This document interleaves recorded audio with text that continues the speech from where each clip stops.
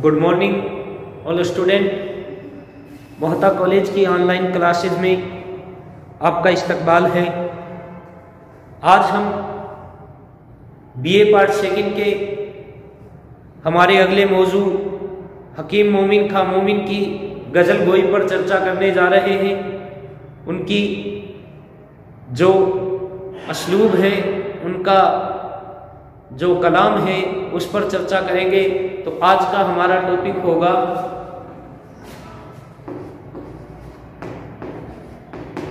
BA second का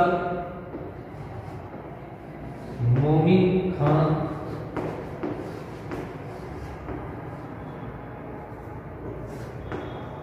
मोमिन की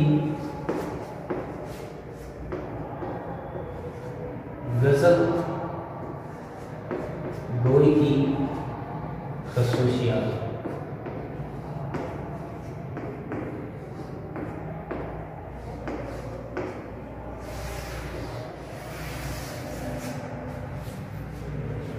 चलिए शुरू करते हैं हमारे आज के इस टॉपिक को। देखिए, इससे पहले हमने मोमिन खां मोमिन की गज़लों की जो हमारे निशान में शामिल है, उन गज़लों की तशरीहात पढ़ी थी। हमने हमारे उससे पिछले वीडियो में मोमिन खां मोमिन की मुख्तसर हयाती ज़िंदगी पर भी चर्चा किया हुआ है। इनके बारे में जानने के लिए आप हमारे पिछले वीडियो में देख सकते हैं। अब हमारा जो आज का टॉपिक है वो है इनकी गज़ल गोई की खसूसियात। तो शुरू करते हैं हम हमारे इस अगले टॉपिक को। इससे पहले कुछ मुख्तसर तारुफ फिर से पेश कर देता हूँ। देखिए, गालिब के बाद मोमिन अहदे ज़री के दूसरे बड़े शायर हैं। गज़ल उनका असल मैदान है और उनकी गज़ल का दायरा हुस्न व इश्क तक महदूद है।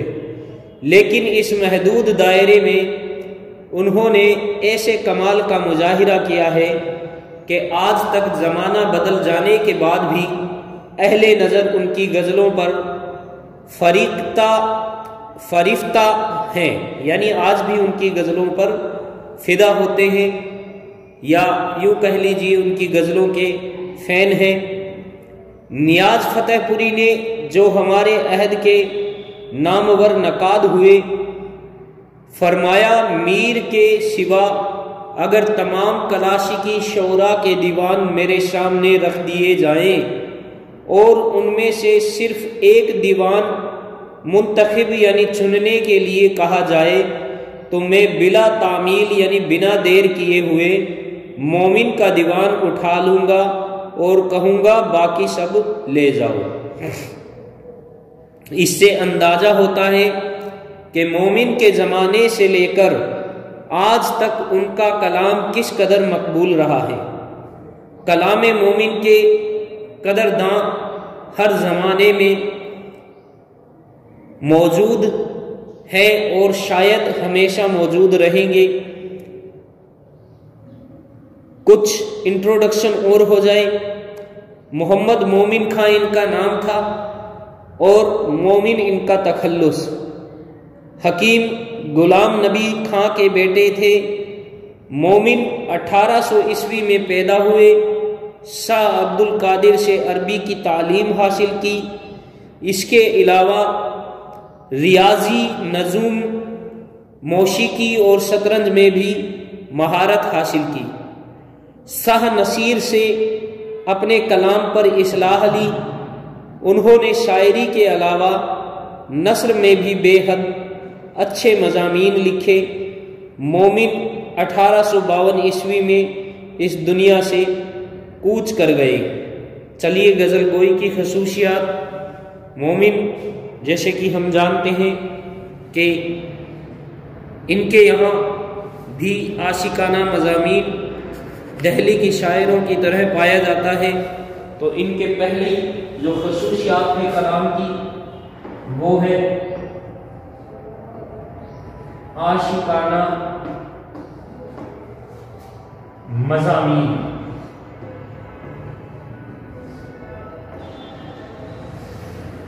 चलिए, आशिकाना मज़ामीन से क्या मुराद है? पिछले शायरों की हमने पिछले शायर जैसे मीर दर्द के यहाँ हमने पढ़ा था, इसी तरह से और शायरों की तरह मोमिन के यहाँ भी आशिकाना मज़ामीन की आमेज़श पाई जाती है। आशिकाना मज़ामीन से मुराद ये है कि हुस्न व इश्क की खारजियत और दाखिलियत इनके यहाँ भी पाई जाती है। हुस्न व इश्क के मौजू इनके पास भी भरपूर हैं, हत्ता कि हमने जाना यहाँ तक कि इनके पास सिर्फ शायरी ही हुस्न व इश्क से जो वाबस्ता है इस तरह की है, और उसी में इन्होंने ऐसे जौहर दिखाए हैं कि जिनके ज़रिए से आज तक इनसे बढ़कर कोई और शायर सिवाय मीर के हम कह नहीं सकते कि हुस्न व इश्क के जौहर दिखा पाया हो अपनी शायरी में। पीछे हमने इनकी शायरी पढ़ी भी है, जिसमें हमने देखा भी है कि किस तरह की इनकी आशिकी, किस तरह से इनका इश्क इनकी शायरी में हमें नज़र आता है। तो चलिए इनकी आशिकाना मज़ामीन पर कुछ चर्चा हो जाए। मोमिन की गज़ल हुस्न व इश्क ही के गर्द घूमती है, इनके दीवान की वर्क गर्दानी करने से, यानी इनके दीवान को अगर हम एक बार पढ़ेंगे अंदाज़ा होता है कि इन्होंने इस महदूद दायरे में कैसे कैसे कमालात का मुजाहिरा किया है। हिजर, विशाल, रूठना, मनना, महबूब की वफादारी, इश्क व मोहब्बत की हर कैफियत इनके अशआर में मौजूद है। इन्होंने आशिकाना मज़ामीन ऐसे दिलकश अंदाज में पेश किए हैं कि कदम कदम पर ताजगी का एहसास होता है। चंद शेर आपको पढ़कर सुनाता हूं। लिखते हैं, उल्टे वो शिकवे करते हैं और किस अदा के साथ, उल्टे वो शिकवा करते हैं और किस अदा के साथ, बेताकती के ताने हैं गजरे जफा के साथ। एक शेर और, तुम हमारे किस तरह ना हुए,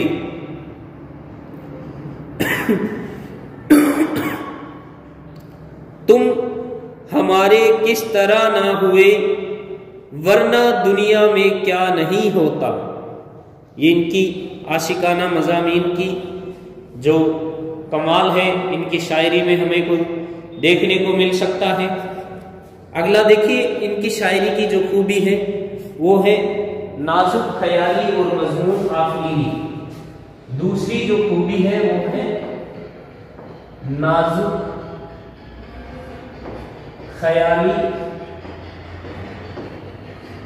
और मजमून आफरीनी। नाजुक ख्याली और मजमून आफरीनी, इससे क्या मुराद है? देखिए, मोमिन का जो कलाम है उसकी ये एक और अहम खूबी है, यानी वो बात में बात पैदा करते हैं कि हमारे लिए असल मफहूम तक रसाई यानी पहुंचना आम तौर पर दुश्वार हो जाती है। यानी इतना नाजुक ख्याली से अपने अशार पेश करते हैं, शेर पेश करते हैं, अपनी बात को इतनी नाजुक ख्याली से पेश करते हैं कि बात में से बात इस तरह से निकालते हैं अपनी शायरी में कि इनका जो असल मफहूम होता है वहां तक क़ारीन का पहुंचना क्या हो जाता है? दुश्वार हो जाता है। यानी ये हमारे जज्बातों के साथ खेलते हैं। हम पढ़ते हैं जब इनको तो हमें कुछ और समझ आता है और इनका जो असल मफहूम है वहां तक पहुंचना हमारे लिए मुश्किल काम हो जाता है। तो यही इनकी खूबी है कि ये अपने शेर को, अपने अशार को बड़ी नाजुक ख्याली और मजमून आफरीनी के साथ पेश करते हैं। इसके अलावा चंद मिसालों से वाज़ी हो जाएगा कि दीवाने मोमिन में ऐसे अशार बड़ी तादाद में मौजूद हैं जिनके मफहूम तक पहुँचने के लिए बहुत गौर व फिक्र की ज़रूरत है। यानी अगर हमें उनका मफहूम जानना है तो हमें बहुत ही गौर व फिक्र करना पड़ेगा। लिखते हैं, आए वो दस्ते गेर में दिए हाथ, आए वो दस्ते गेर में दिए हाथ, यानी गेर के हाथ में हाथ दिए आए। आस टूटी शिकस्ता पाई की। अब शिकस्ता पाई यहां लफ्ज लिया है तो घुमा रहे हैं। खैर, शिकस्ता से मतलब होता है हारा हुआ, या यहां ये अपने ख्याल को बदल कर पेश कर रहे हैं, बड़ी बात में से बात निकाल रहे हैं, नाजुक ख्याली से अपना बयान लिख रहे हैं।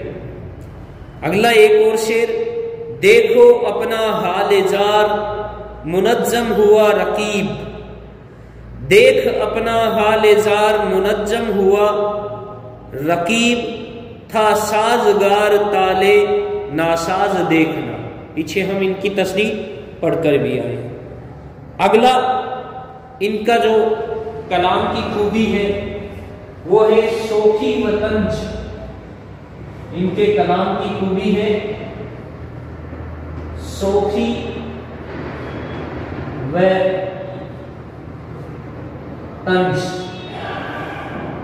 शोखी व तंज से मुराद है कि ये अपने जो कलाम है उसमें ज़रीफ़ाना और तंजिया, यानी मिजाहिया और तंजिया दोनों तरफ की जो शायरी है, दोनों तरह की, दोनों किस्म की करते हैं।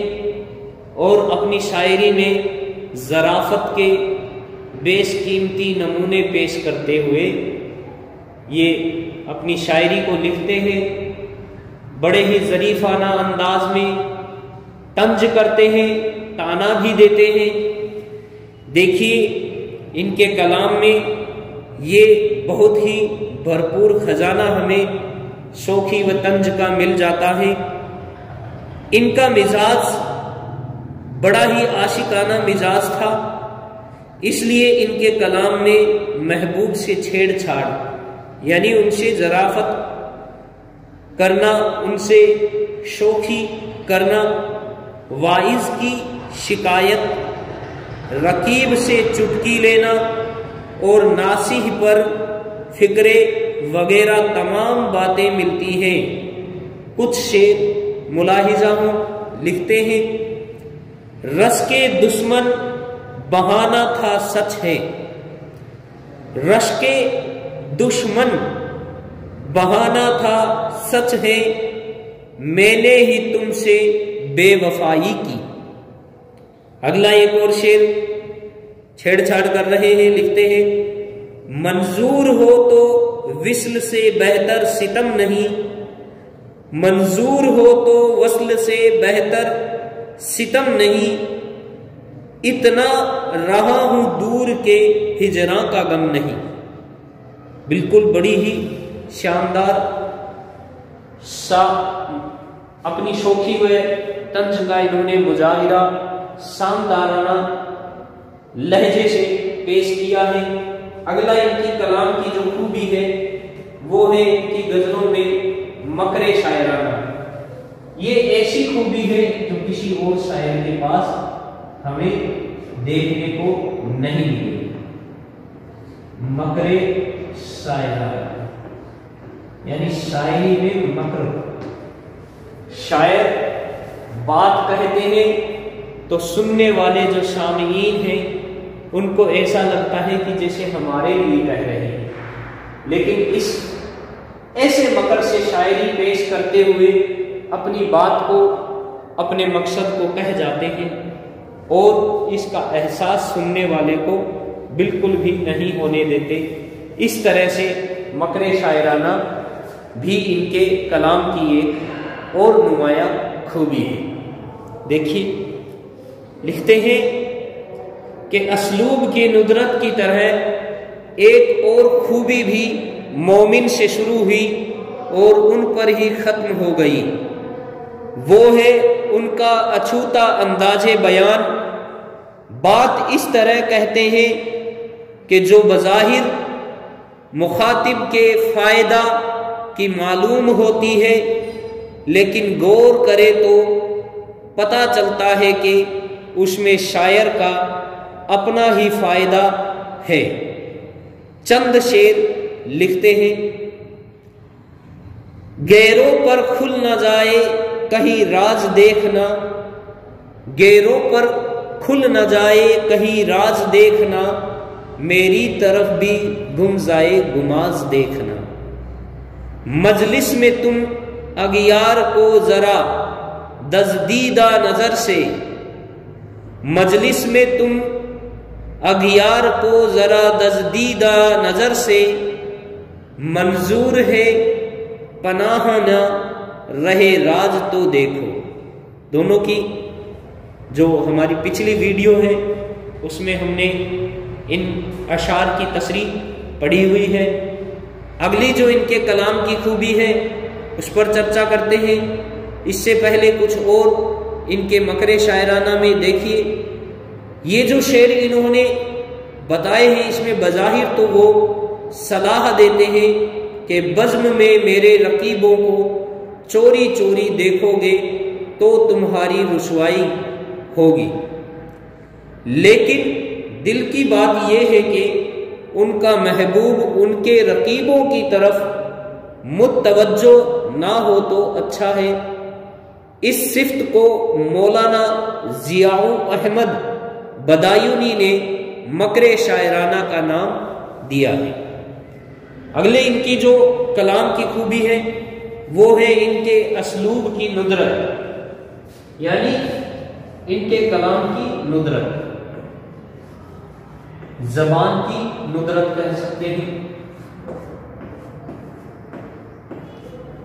देखिए अपने असलूब की नुदरत में ये किस तरह से शायराना मुजाहिरे पेश करते हैं। जब से इन्होंने गजल गोई के मैदान में कदम रखा तो धीरे धीरे इन्होंने इस मैदान में अपनी पैर जमाने शुरू किए। और यही नहीं, इससे भी आगे बढ़कर इनकी एक खूबी ये है कि नई नई राहें निकालते हैं अपनी शायरी में, गजल गोई के मैदान में। और इसी वजह से उन्होंने जो राह हमवार की वो गजल की दुनिया में मिसाल बन गई। ये अंदाज़े बयान और असलूब की नुदरत मोमिन के मुआशरीन उनके ज़माने के हम अशर में भी नहीं मिलती। ये खूबी मोमिन से शुरू हुई और उन्हीं पर ख़त्म हो गई। चंद शेर मुलाहिजा हो, लिखते हैं। मोमिन आओ तुम्हें भी दिखलाऊं, मोमिन आओ तुम्हें भी दिखलाऊं, शेर बुत खाने में खुदाई की। एक और शेर लिखते हैं। खुदा की बेनियाजी हाय मोमिन, खुदा की बेनियाजी हाय मोमिन, हम ईमान लाए थे नाजे बता से।